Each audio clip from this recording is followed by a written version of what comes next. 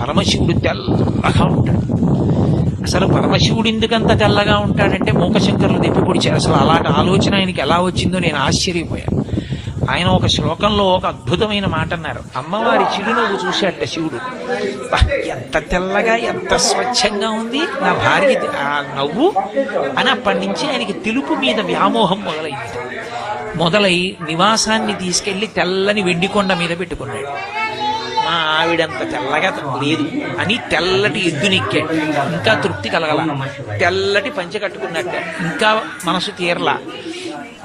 తెల్లటి విభూతి ఒళ్ళంతా రాసేసుకున్నట్ట అయినా మనసు తీరలా. తెల్లటి మణులన్నీ తీసుకొచ్చి వేసుకున్నట్ట మెళ్ళో అయినా మనసు తీరలా. శంకరా, అసలు నీకు తెలుపు మీద ఇంత పిచ్చి ఎందుకు వచ్చిందో తెలుసా? మల్లికార్జునుడన్న పేరుతో మల్లికా పుష్పములను ఎందుకు వేసుకుంటావో తెలుసా? మీ ఆవిడ చిరునవ్వులోని శుద్ధత్వాన్ని చూసి ఆ